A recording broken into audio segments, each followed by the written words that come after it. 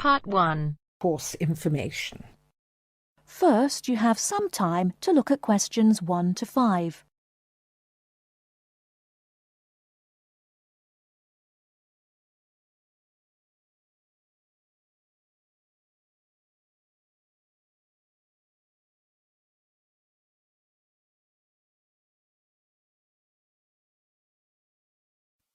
Hello, I wonder if you could help me. I am interested in enrolling in your MBA programme. Could you give me some information, please? Yes, of course. I'll take a few details first of all, and I'll give you a copy of our prospectus. Oh, that's okay. I already have one here. I've been researching the MBA courses in the local area, so I already have lots of course information. That's great. Okay, so first of all, can you tell me your name, please? Yes, of course. It's Anne Horbury. Horbury, is that Hawberry? Yes, that's right. Okay, and what's your date of birth, Miss Horbury? The 22nd of May, 1981. That's great. And you were born in the UK?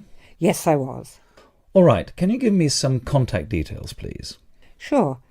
My address is 26 Simon Place in Brighton, and my telephone number is 01903 714 721. Sorry, can you tell me your contact number once again? Yes, it's 01903 714 721. Okay, great. And do you have a mobile phone number? No, I don't. Is it important? No, that's okay. I'll just write it on your form, no mobile phone. Now, just a few additional questions. Before you hear the rest of the conversation, you have some time to look at questions 6 to 10.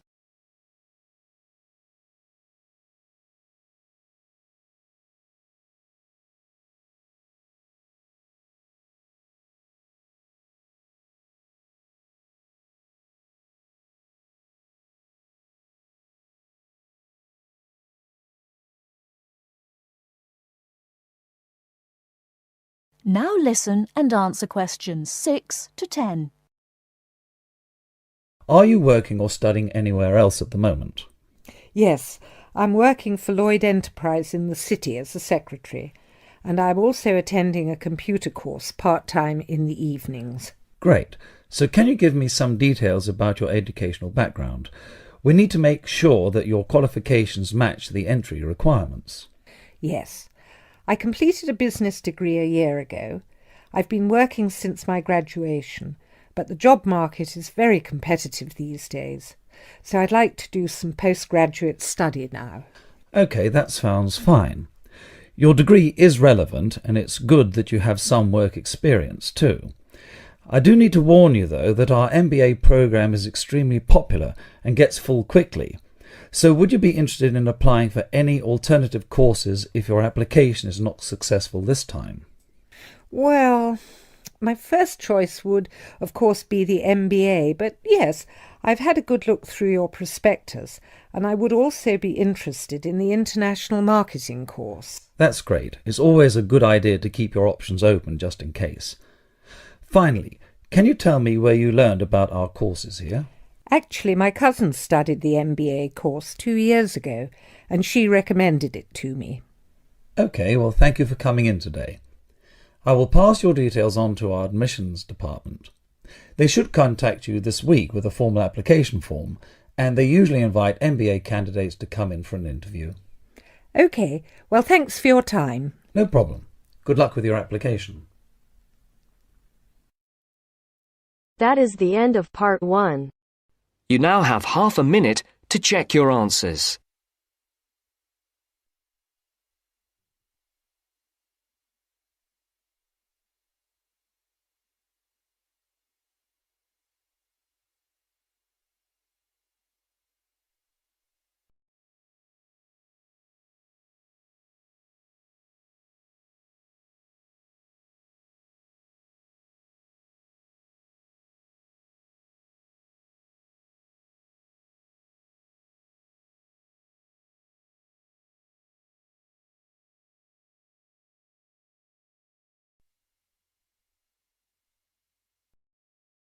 Now turns to Part 2.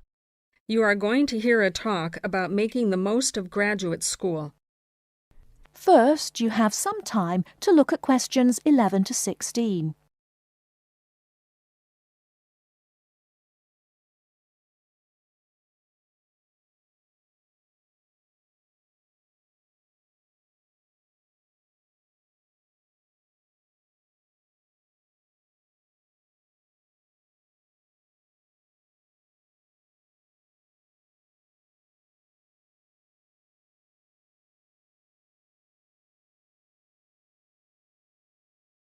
Now, listen carefully and answer questions 11 to 16.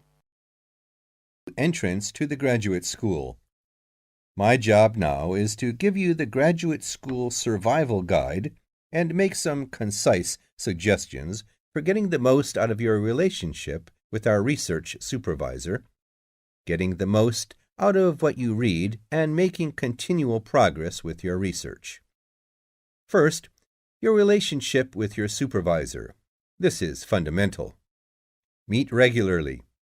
You should expect to meet once a week or at least every other week, because this will give you the motivation to make progress and also keeps your advisor aware of your work. Prepare for your meetings. Come to each meeting. Also, bring the notes from your previous meeting together with a list of any upcoming deadlines. Make a plan for what you hope to get out of each meeting. After the meeting, email your supervisor a brief summary. Include a list of major topics discussed, a list of what you agreed on, a note of any advice you may not want to follow, and a new summary of what you are planning to do. This helps avoid misunderstandings and provides a handy record of the progress of your research. Add a to-do list for yourself and your supervisor, including a reading list. Finally, add the time and date for the next meeting. My second main piece of advice is to keep your supervisor informed. Show him or her the results of your work as soon as possible.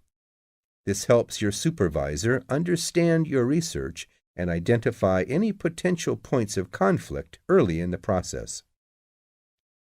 Include summaries of your work, including any results of experiments, and also anything you write about your research.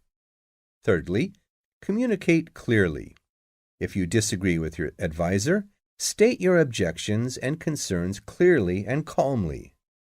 If you feel that something about your relationship is not working, discuss it with him or her. Whenever possible, suggest steps that they could take to address your concerns. Under this heading, it is extremely important to take the initiative. You do not need to clear everything you do in your research with your advisor. He or she is busy too. You must be responsible for your own ideas and the progress of your work. Before you hear the rest of the talk, you have some time to look at questions 17 to 20.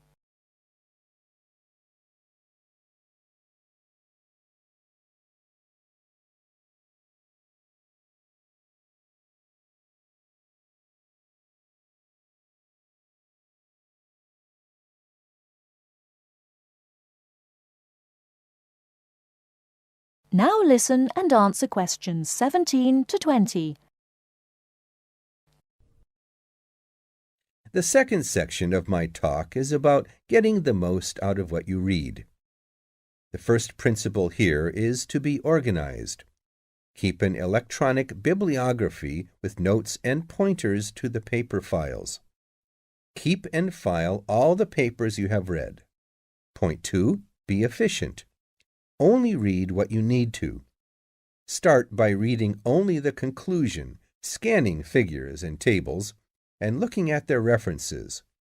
Read the other sections only if the paper seems relevant or you think it might help you get a different perspective. Skip the sections you think you already understand. These are often the background and motivation sections. It's of critical importance to take good notes on every paper you find worth reading. Note especially what problem the author is trying to solve, what approach they take to the problem, and how their approach differs from other approaches. Next, summarize what you have read on each topic.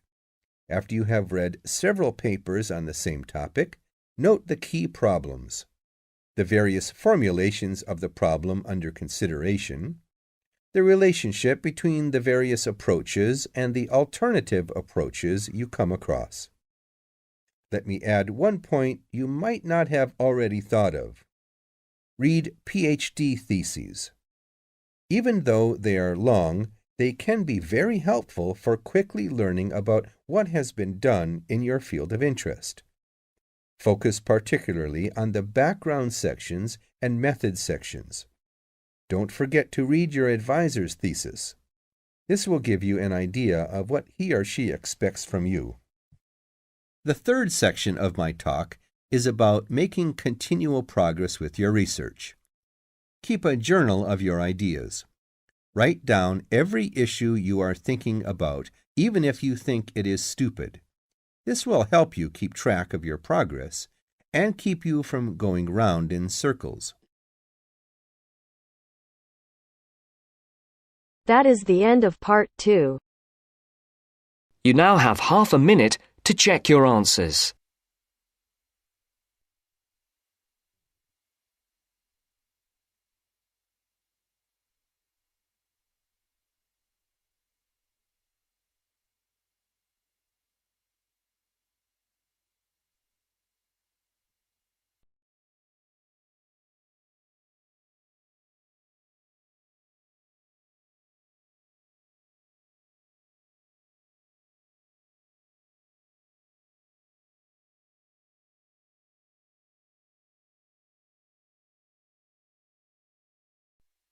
Now turns to part 3. Part 3. You are going to hear part of a lecture on some useful information for your travelling around Britain. Listen to the lecture and complete the notes below. First, you have some time to look at questions 21 to 25.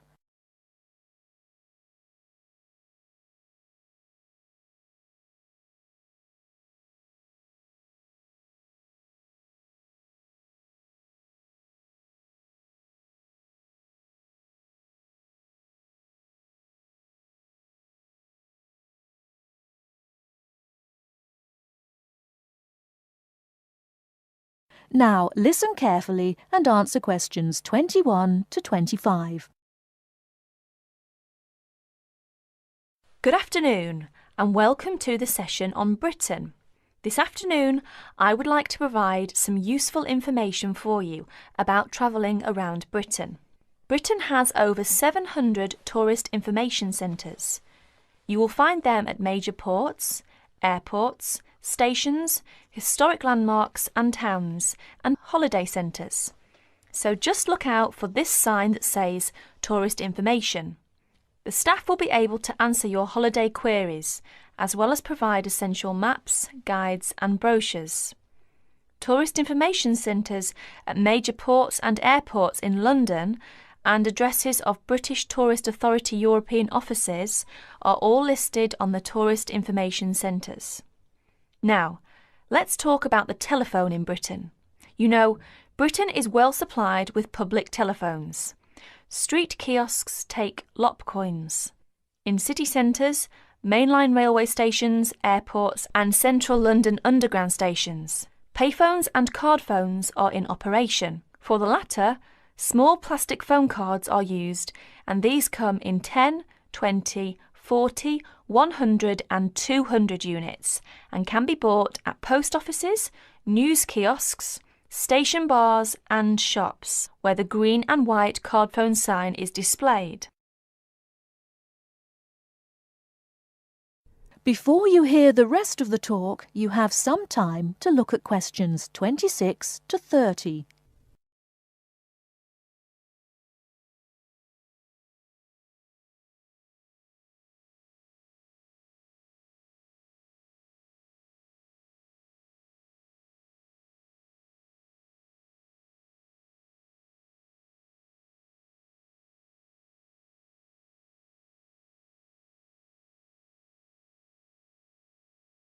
Now listen and answer questions 26 to 30.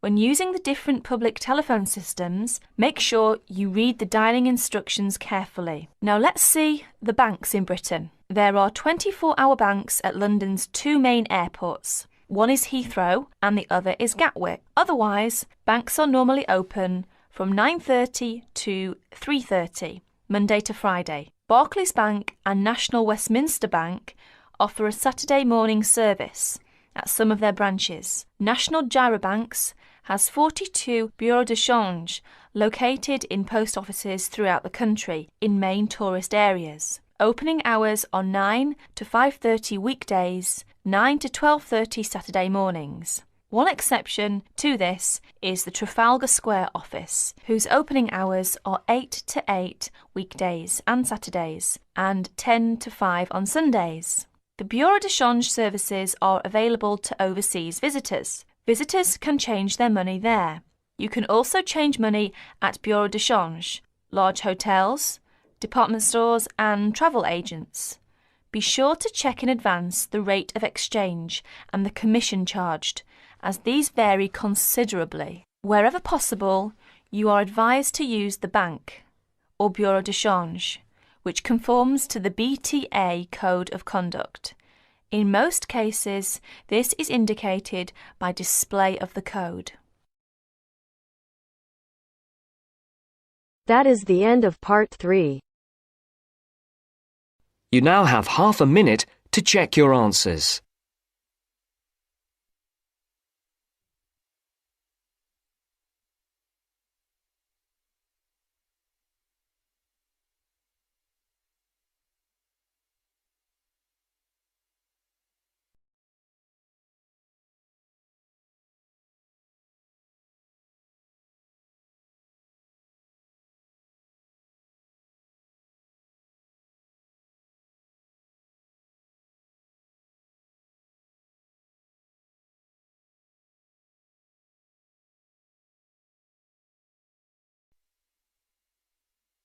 Now turns to part 4. Part 4. You will hear an environmental studies student giving a presentation about his project on saving an endangered species of plant. Now you have some time to look at questions 31 to 40.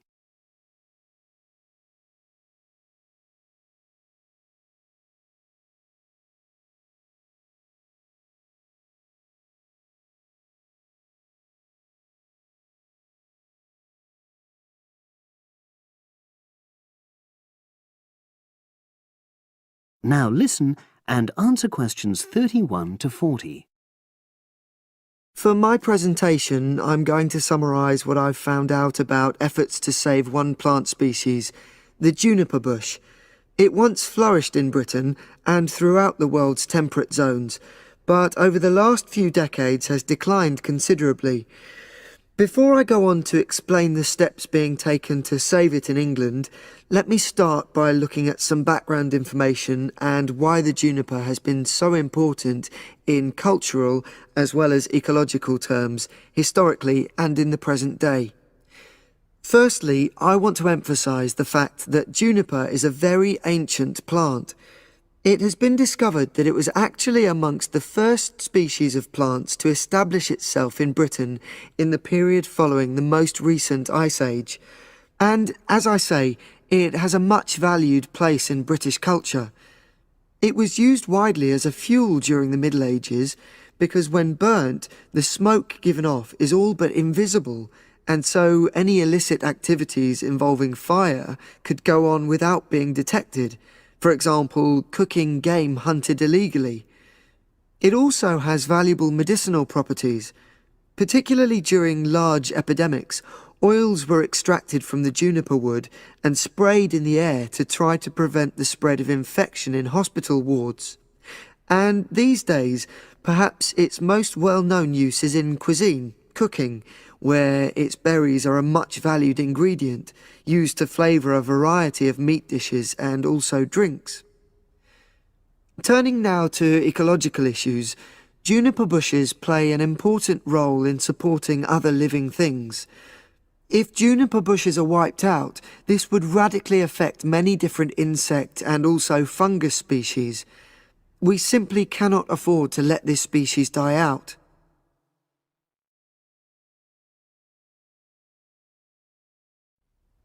So, why is the juniper plant declining at such a rapid rate?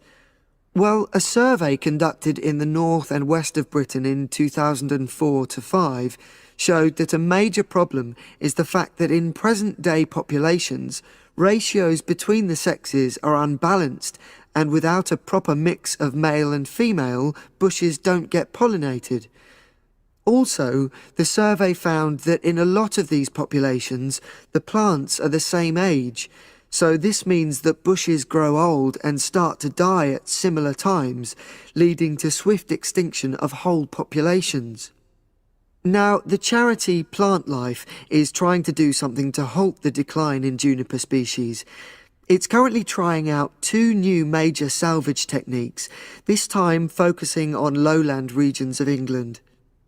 The first thing it's trying is to provide shelters for the seedlings in areas where juniper populations are fairly well established. These, of course, are designed to help protect the plants at their most vulnerable stage.